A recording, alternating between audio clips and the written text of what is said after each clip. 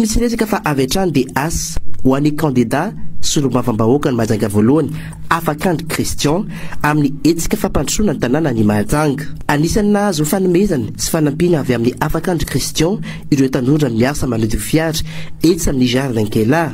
Isan'ny olana sedrain'ireo tanora ireo ny tsy fandehanan'ny rano ahafahany reto farany manadio ny fiara. Ilaina tam'Dépité zany dia fangatana famelomana pompy dia fangatana matériel fanohanana ny tanora Jardin-Kela amin'ny raha ina zany. Zany zavatra nangatana taminazy tao.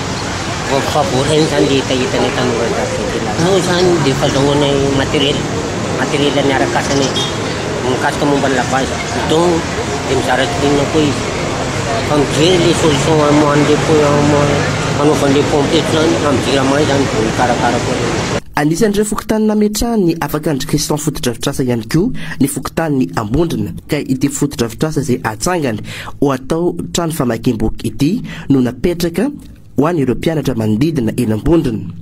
Nampanantena ihany koa kandida Afakandry Christian fa anamboatra ny tetezana eto amin'ny ity lalana izay dobo ity rehefa fotoam-pahavaratra. Atao zany ny fomba rehetra anantonana ny tanora ijerevana ireo zavatra izay marary andreo, zavatra izay kely nefa adiny matetika zany ny fanampiana ny tanora ka ny association izay misy anay zany dia miezaka trany manantona andreo tanora ireo manontany hoe inona ny zavatra tena tadiavinareo dia ampinareo zany ary tsy misy fetrany zany ireo zavatra ataonay satria eto manoloana eto ma dia fa mandeha ny asa amin'ny resaka fanaovana biblioteka izay efa nampanantenaina ny vahoaka ny Ambondrina sy ny manodidina satria ny olana aty zany tanàna lavitra andrina tsy dia misy mpijery dia tady zany zay mpiara-miasa ireo partenariat avy any ivelany hoe ahoana ny fomba ijerena andreo tanora lehibe dabe izay tsy misy zavatra ametrahandreo no avindreo dia nijerena zay fametrahana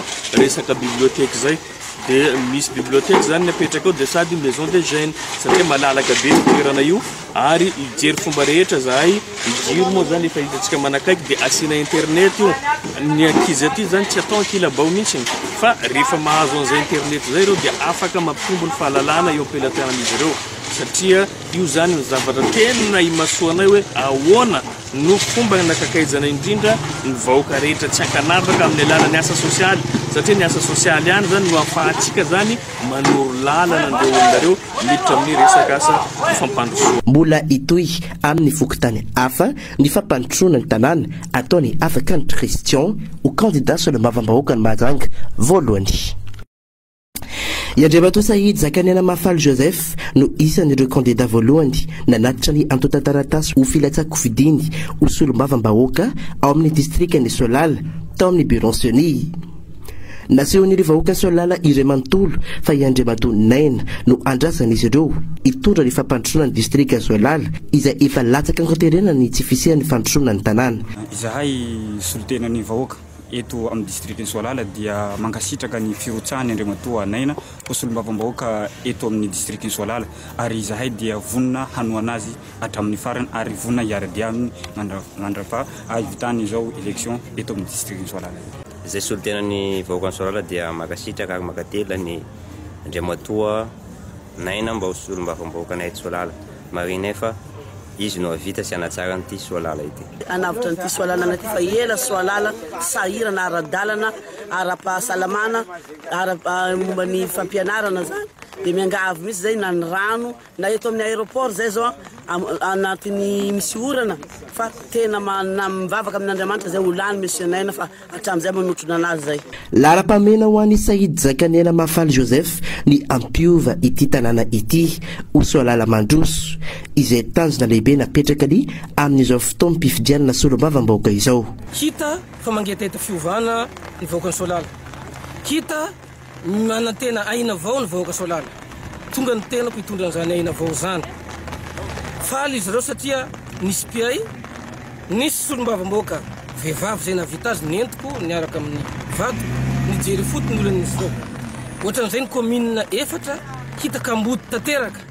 Tsisy mpiay, tsisy lehibe ny district, tsisy mpitondra afaka mijery azy. Ka noho izany tonga le fotoana anavotana ny tanindrazana hitondrana fampandrosoana haingana indrindra hitondrana aina vao ho an'ny commune efatra anatin'ny districtny Solala ka mampanantena ny tenako fa voatitra zay voapetraka somatsara soan'Andriamanitra ny antota taratasy filarotsako fidina ho avy ny fotoana mbola hitetezako anazavana ny SM dia solon-dalana anankiray anavotana ny Solala amin'ny faran'izay aingina SM ny atao hoe Solala Mandroso. Taorina ny fanantenana ny antota taratasy filatsako fidina Andriamatoa Naina tao amin'ny distrikny Solala tena amin'ny Beronsoni dia nanao famelabelaran-kevitra ny Kandida nampahafantarina ny antony nandraisany anjara amin'ny fifidianana sy vahoaka.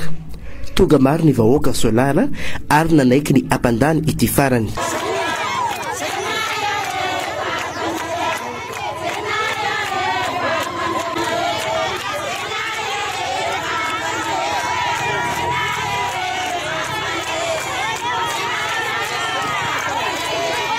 Ny zoma fa valy ny vola maritra teo no ny gady natao amin'ny distrikny Solala i Andriamatoa Sahidy Zakanena Mafaly Joseph Mivady izay kandida amin'ny distrikny Solala izay niona ny vatana tamin'ireo vahoaka.